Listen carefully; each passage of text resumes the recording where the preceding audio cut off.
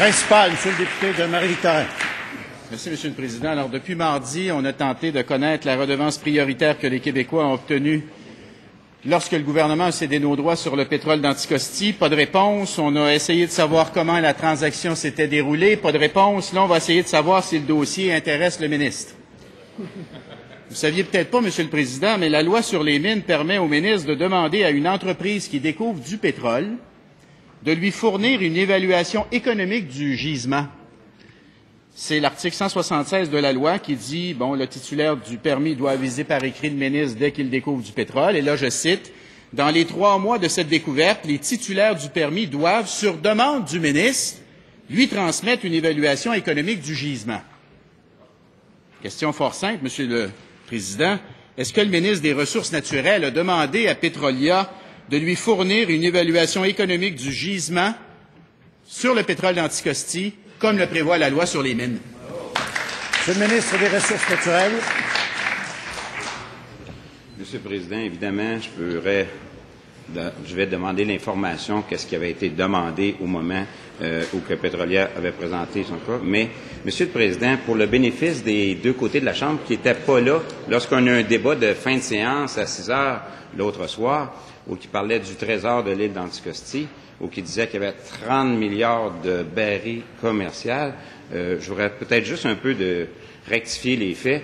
Oui, il y a une firme qui laisse sous-entendre qu'il y a 30 milliards de barils de pétrole, mais vous savez, j'ai un petit peu de difficulté à comprendre si c'est vraiment un trésor à ce point-là. Parce que 30 milliards de barils de pétrole, en supposant qu'une firme ferait $1 de profit ou moins le baril, le Petrolia se négocierait sans doute à des niveaux beaucoup plus élevés. Or, Petrolia ne se négocie pas à 30 milliards de dollars, Monsieur le Président, de valeur boursière, ni même 3 milliards, ni même 300 millions, c'est 80 millions. Donc, il y en a qui se disent que peut-être que c'est pas demain la veille qu'on va pouvoir exploiter du pétrole sur l'île d'Anticosti. Je répète, c'est du pétrole de schiste, Monsieur le Président. Et ce que j'essaie de savoir, de la part de l'opposition, qui dit vrai? A, la députée de Vachon qui en veut pas. B, le député Jonquière qui se montre intéressé. Ou C, la chef d'opposition qui veut prendre des participations. Complémentaire, Monsieur le député de Marie-Victorin.